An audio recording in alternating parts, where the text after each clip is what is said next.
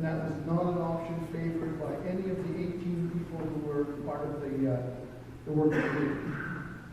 Even people who were not Irish, but have been on the journey with us for a couple of years now, know how important it is for the Irish community that we not dig in our cemetery. So while that's a valid road configuration for the city, and this is valid content based on the concepts that we looked at the very beginning, it's all valid, but it's not one that anybody gravitated towards. So these are the 4 road configurations, and within those road configurations are suggested content for the memorial.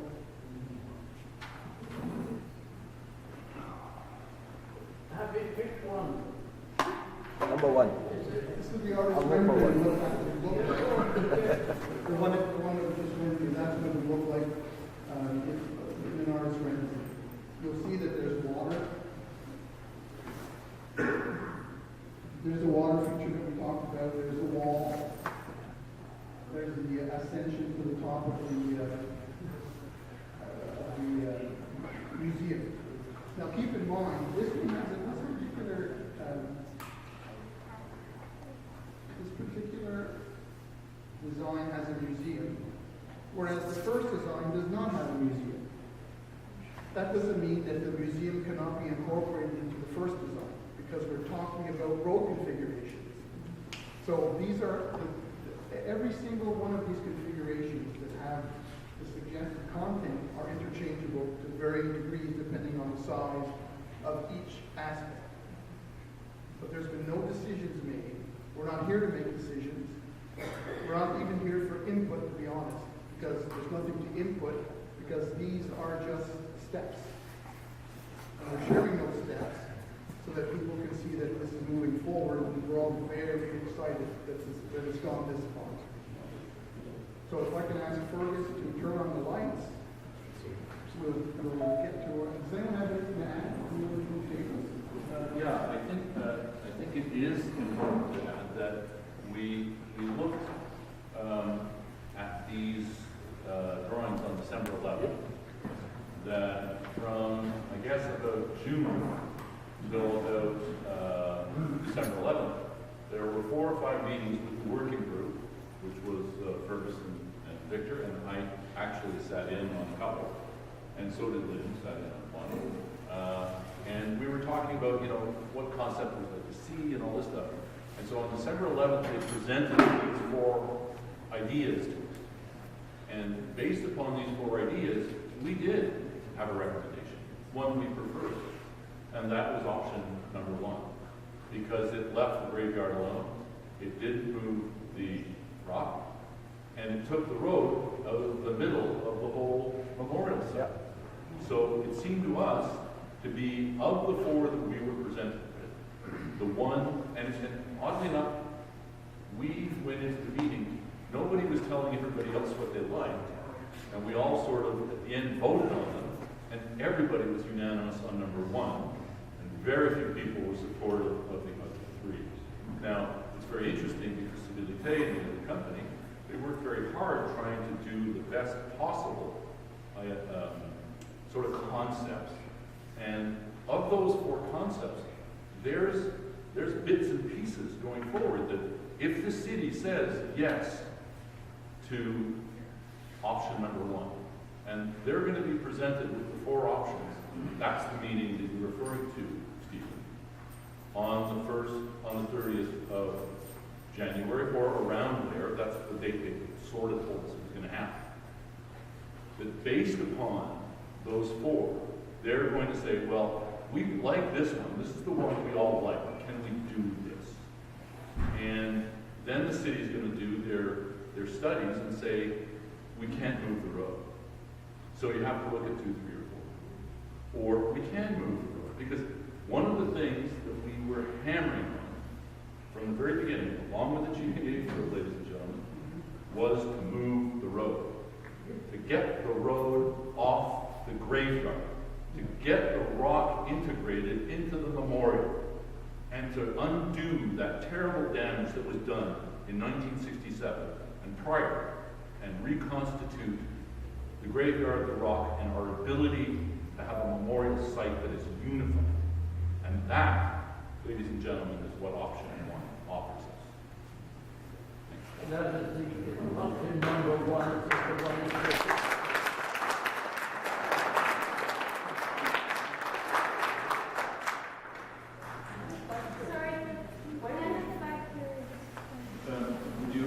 Would you like to ask who, actually, why don't you modify this? So 1, 2, 3. We'll go by numbers. So who's first? What are we voting for? I'm talking. You're asking a question. There's numbers.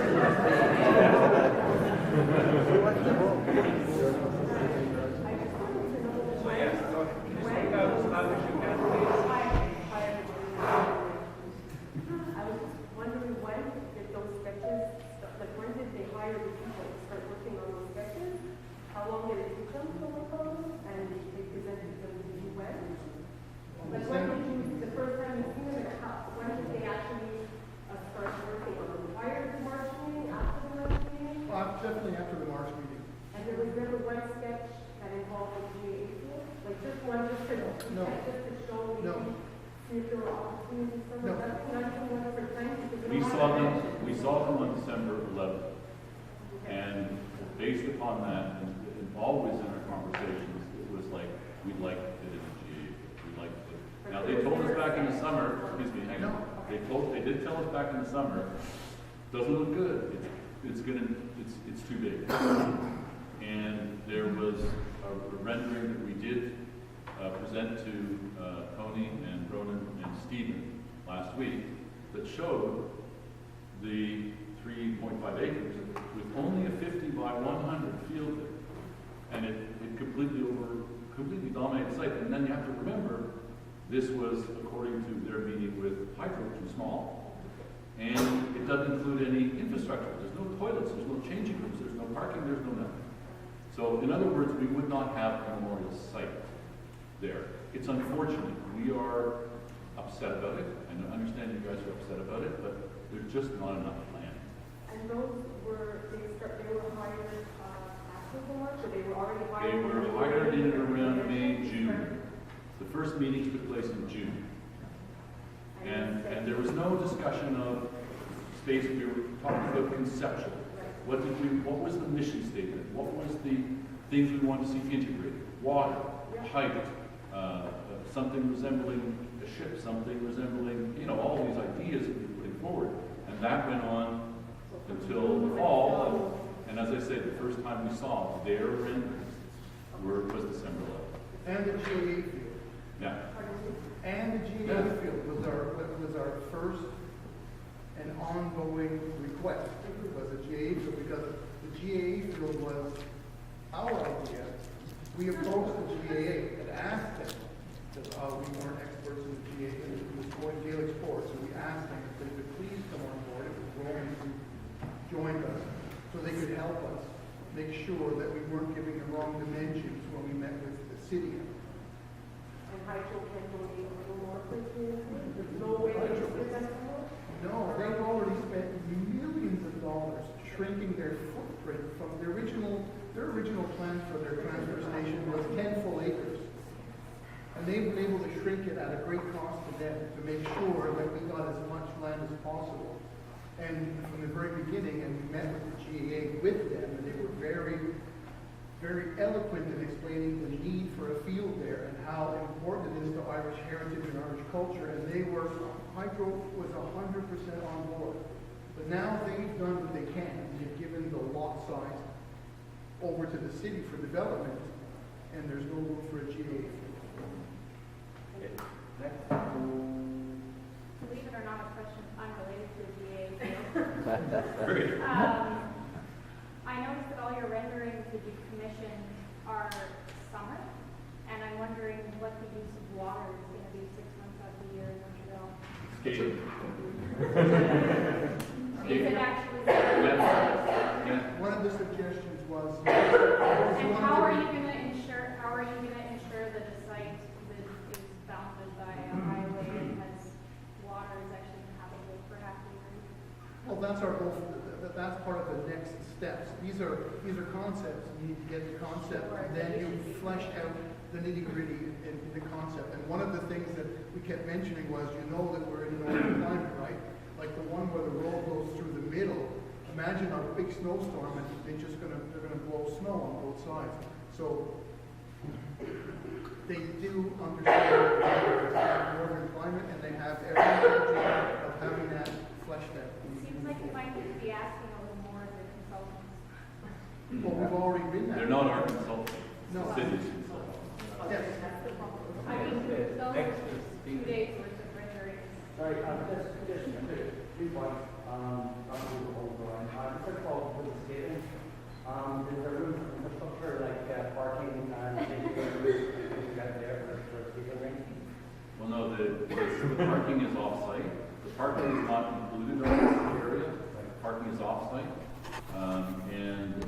Access, you know, the city of Montreal now, they want everybody to bike there, or walk there, or take rollers. That's just the reason that you use a lot of trees. Sorry, Greg, I didn't mean to disparage the direction. It wasn't a reason, Steve, it was part of a number of different reasons. But if it's gonna be a public facility for children with skating rinks, then you also Can need you to have just shade. wait, there are other. No, it's a concept here. It's just a concept. I'm not in here. We're not, it's not our park. Sure, go ahead. Let me cover for a minute, so let me just say, so that we fully understand here. First of all, when you develop a park, it is absolutely amazing. I knew nothing about park development. It was a learning experience. These guys know what they're doing. When it comes to our input, for example, they said, do you or do you think the Irish community would be upset if there is water around the Black Rock and in the winter kids would skate on it? We said, we don't think that we personally would probably not be upset, but that would be one thing we would bring to the community to make sure that most people would be in favor of it. It seemed to make sense. That's the limit of our input. Would you be upset if we did this? Can we do this? Can we do that? But it's a very intense thing that these guys do. This is what they do for a living. It's not what I do for a living. So to discount it and say, oh, well, those park designers knew what they were doing. Absolutely 100%. And their contract's finished now. Now it'll go out for tender for another group that would actually develop the end result. They're finished. January 30th, they're finished. All they do is they come in and say to the city, I suppose, here is 3 or 4 road configurations. We talk to the Irish community, we talk to people in the room, designers, they like this plan best, where it goes away from the cemetery and cuts off between Hydro and the park. All that the city can do at that point is say, okay, let's take a look at it technically, which has never been done yet. Technically, can that road go up there? Who knows? It's all land court. Maybe it cannot go up there. Maybe it can go up there. We don't know at this stage. All we're trying to show the community is the 4 ideas of the different ways, mainly the Bridge Street could go, and how that would affect our plans. And we don't want it through the cemetery, we don't want it through the middle of the park. So that's where we're at. There's nothing else to it than that. There's no other thing, and we did fight bloody hard for a GAA field. Is there any other questions from anybody else? First, before we go back to We've got just a second. Yes, Mike. 4, you with the orange, then Tim, and then you in the blue, then Mike, and then you. So go ahead. I understand that there are a few things in this scenario that are non-negotiable. The rock cannot move. The grave underneath, the cemetery underneath, the dimensions of which we are a little bit vague on the actual size of it, but cannot be disturbed. I understand that. And in a perfect world, when this thing's built, finally, that the road is out of the way of the road. So I guess that's all fine. I'm not an engineer, Can you ask a but question? I'm getting my question. I'm not an engineer, but if you're going to move the road, is there going to, are we going to avoid digging at all? Like, there's going to have to be some excavation if you're going to remove the road, move the road from its current position. Out of the, like, even if you're moving it out of the way, there's going to be some excavation. Absolutely. It depends again what happens, but if it's the road that goes up between the high brookland and where we hope this base will exist, the archaeologists have already studied it from Hydro Quebec, have dug down quite deeply. Where that road would go is not the cemetery. What we're talking about when we don't underserve the cemetery is the road went the other way, below the road, allowing the rock to be here. This one on the top, there's no graves as far as we know, and the archaeologists did a big study to make sure. If it went below the rock, yeah, now we're probably right in the middle of the cemetery. And not only that, we'd be in ground that probably has never been touched since 1847. Above the cemetery where the parking lot exists, above the rock where the parking lot exists, we all know the Goose Village existed there, and after it was destroyed in the 60s, the auto staff was there, and that was knocked down in the 70s.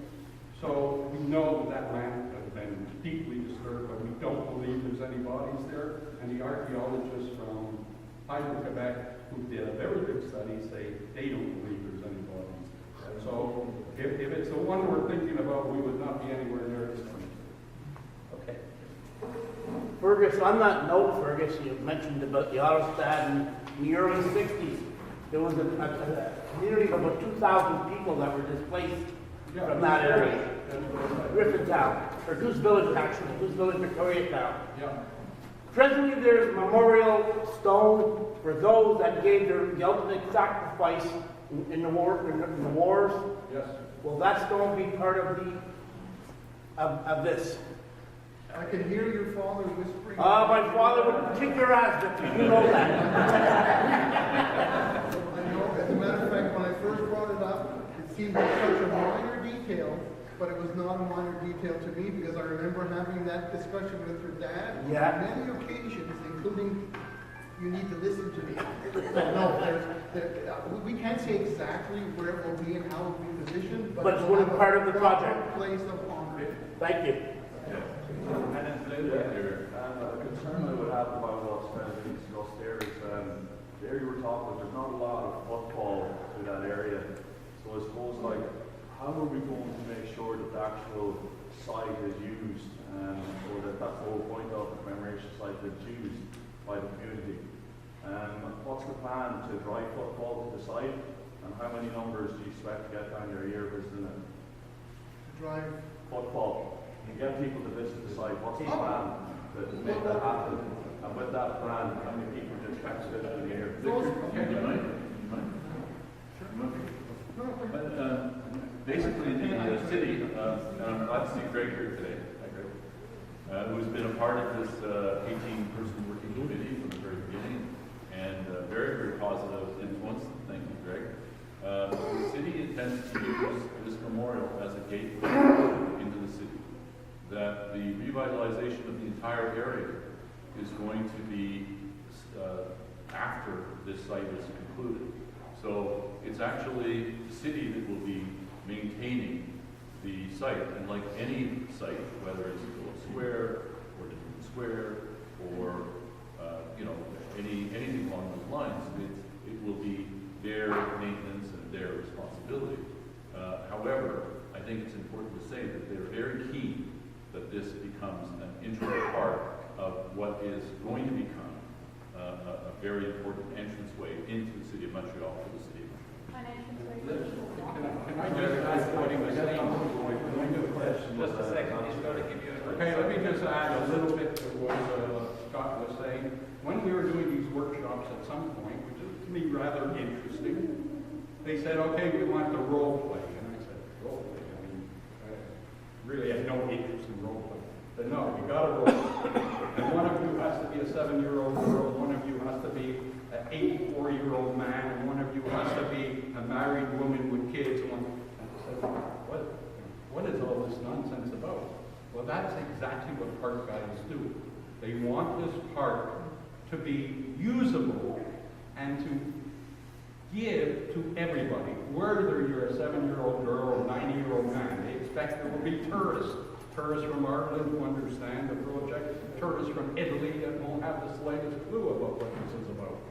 There's going to be Montreal, there's Quebecois, there's going to be people from the States, all ages, all different people.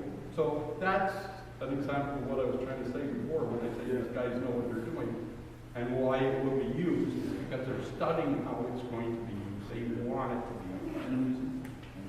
So like bus services and the museum, I think we're establishing there's not going to be car parking down there, right? That seems clear, there's a limited amount of space. But there's not a lot of residential planning going to be down there. Are people going to go to Costco and then come across and walk around the park? I want to make sure that that the space is actually used practically. You know, like realistically, where are people going to come from to visit that space? What is the plan to get people down there? Well, that's all part of the go-forward strategy. But that should be discussed now. That needs to be. There's no point in investing a whole heap of money in such a valuable amount of real estate in Montreal if there's no plan to actually really attract. It has been discussed, but it hasn't been landed on. There's a great number of examples of how we make the site interactive. The one that we chose from the very beginning was to include a GAA field there, but there's not enough room. But some of the other sites around the world do have other interactive aspects. And we have been dealing with Parks Canada, and as you know, Rose Hill is another Irish memorial for the famine. And they're looking at connecting the two sites and making what they refer to as an emerald necklace that connects all the different Irish sites between here and Toronto. That's just one example, but there's a lot of input already being taken place. It's just that we're not at a place where we can be displaying that, and we couldn't possibly tonight communicate all of the ideas and work and structure that we've done over the last 6 months. I think it was really important to do that. You know, We've done it. I'm not hearing much to say that there's going to be guaranteed 1,000 people visiting that site on a yearly basis. There's absolutely no evidence of that at the minute. There's just a lot of words been said, interactive, blah, blah, blah. There's nothing to actually guarantee us in this site to be a living, breathing organism. I'm sorry, excuse me. This is first and foremost a memorial site. Correct. With 6,000 people that are here. So the site is going to be preserved whether 1,000 people come and see it or whether 10 people come and see it. But the goal should be to get as many people to visit. Of course, it's going to be our goal, and the city's goal. Of course. Now, Mike, and then you, and then you. So, Mike. Thank you. First of all, I just want to thank the committee for your volunteer. I know, listen, we're all volunteers here, and you know, you put up so much time and effort. I commend you on that. I think my question is what's the time? What's next? What's next on? What are we looking at? Do we have a date for something, or is there something in the works to come up that we're going to see next, or? On January the 30th, once the official report is delivered to the city, then they will undertake a number of studies that they have to by law in terms of there's environmental, sound, there's the configuration of the road, and there's a lot that they have to go through. They anticipate that we will meet with them again in March, so they can update us with their findings. Now, along the way, if they need our participation, we'll be available. That is the goal. Now, nobody wants to commit to when this is actually going to take place, when we're going to be all able to convene this meeting at that park. But we have to remember that the REM has a very specific deadline for completion, and so does Hydro have a very specific deadline for completion. So we're working inside of those deadlines. So I keep saying and hoping that by 2023 there will be something there for us to visit. And yeah, I'm not looking for an exact time frame or anything. It's just what's next on the agenda. Like you said, so it's in March. March is the next meeting that we're going to have with the city, and in March we will find out their findings, and then we'll start planning the next stage, because we have a very structured process here of how to go forward, and we're following. Thank you for your time and effort. Thank you. So, get the young lady, then Fred, and then this lady here, and then you, and then back to you. So we got 5. And then Leo 6. So repeat your order. I think we all realize that this is conceptual and theoretical, and it's just to show us what you guys have been hard at work. But will there be a public forum in the future where we can actually give input? That would be regarded. It's hard to answer. We don't, we know for sure that the city has to have public consultations. Okay, well, So can that I will happen. request that if you guys find out about that you post that to social media so we could go to these meetings? Of course. I mean, absolutely. The city will be publicizing it, and we would Right, definitely but share. sometimes, you know, we miss things the city posts, but we should follow you guys. Yes, absolutely. Just like we're doing tonight. I mean, we're trying to get as many people as possible. There isn't plan development. Okay, just a second. There will be a plan. Okay. People are very unsure that. I think we need to be sure. My question is, has the area of this cemetery been defined? Do we have a map? Do we know what the area of the cemetery is? Kind of, but not really. I mean, we know that after first of all, the Irish community always believed that if I'm facing the rock where the parking lot is, that was the cemetery. That was always believed by the community. And on the plaque that sits there, it says the black rock sits in the middle of the cemetery. Well, after all, I was going to show you, after all the archaeology work by Hydro-Quebec, it was discovered that no, the cemetery actually goes the opposite way toward where the railway tracks are, not toward where, I hope most of you are following me, but toward the railway tracks instead of toward the thing. But that's one of the cemeteries. That's the biggest cemetery. There were at least another two, definitely in Wellington Basin, and when they expanded the Sheen Canal in the early 1900s, bodies were found there, and they were taken from there and transferred to the cemetery in Bangladesh. There's a second one that's probably under the water where the Victoria Bridge is. The reason I asked that question is because you had talked about Hydro-Quebec searching, okay? Yes. I just want to know, have they defined the whole cemetery? Did they go through the whole thing? Well, they have their own requirements for space, and they tested within those requirements. Only in their own space? Yes. They didn't do the rest? No, they hit the space where they're going to build. And the main reason they did it, what we asked for is at the end of 1847, after these cemeteries were built, sort of near the end, around the beginning of September of 1847, they ran out of coffins. They also ran out of volunteers who were going to go bury these dead guys because of this crisis. I mean, nobody. So then we started to do what was called trenching. So they were just digging trenches. At the end of every day, they were taking 20, 30, 40 bodies and they were throwing them in the trench. And the next day, they would dig another trench. Nobody has the slightest idea where the trenches are. We have some kind of an idea where that main cemetery is, but no idea where the trenches are or where they were. So when Hydro started the project, he said, you could hit a trench. And they said, fine, we're going to go look. They did not hit a trench. When they do the main building, when they actually start doing excavation for their thing, again, they will have an archaeologist standing there on site. If they hit anything, all construction stops and they call us and say, look, we hit one of the trenches. What do you want us to do? And I don't know, we'll have to decide. Thank you.